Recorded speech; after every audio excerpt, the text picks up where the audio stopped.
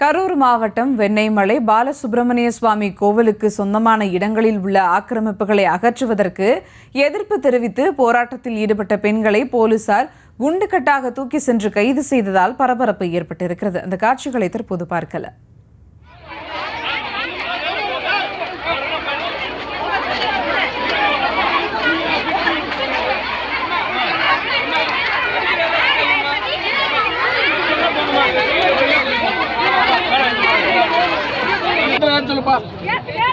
மேலும் விவரங்களோடு இணைகிறார் செய்தியாளர் பிரபாகரன். வணக்கம் பிரபாகரன், விவரங்கள்.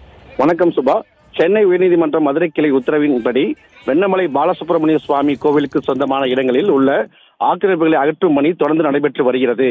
இந்த நிலையில் அறநிலைத்துறை இணை ஆணையர் ரமணிகாந்தன் தலைமையிலான அதிகாரிகள் கோயில் ஆக்கிரமிப்பு என கூறி சந்திரசேகர் என்பவரிடமிருந்து 4 கடைகளுக்கு சீல் வைக்கும் பணி ஈடுபட்டு வந்தபோது அதிகாரிகள் நடவடிக்கைக்கு எதிர்ப்பு தெரிவித்து 200க்கும் மேற்பட்ட பொதுமக்கள் 5 மணி நேரம் முற்றுகை போராட்டத்தில் ஈடுபட்டதால் பரபரப்பு ஏற்பட்டது. அதைத் தொடர்ந்து சம்பவ இடத்தில் கரூர் கோட்டாட்சியர் பேச்சுவார்த்தை நடத்தினார். போராட்டத்தில் ஈடுபட்ட சுமார் 5க்கும் மேற்பட்டோர் மயக்கமடைந்தனர். இந்த நிலையில் அவர்கள் ஆம்புலன்ஸ் மூலம் மருத்துவமனைக்கு அனுப்பி வைத்தனர். பின்னர் போலீசாரிடம் வாக்குவாதத்தில் தள்ளுமுள்ளு ஈடுபட்டனர். 200க்கும் மேற்பட்ட நபர்களை வலுக்கட்டாயமாக கைது செய்து போலீசார் வாகனத்தில் அழைத்து சென்றனர். பின்னர் இந்து சமய அறநிலைத்துறை இணை ஆணையர் ரமணிகாந்தன் தலைமையிலான அதிகாரிகள் கோவில் ஆக்கிரமிப்பு என கூறி சந்திரசேகர் என்பவருக்கு 4 கடைகளுக்கு சீல் வைத்தனர். விவரங்களுக்கு நன்றி பிரபாகரன்.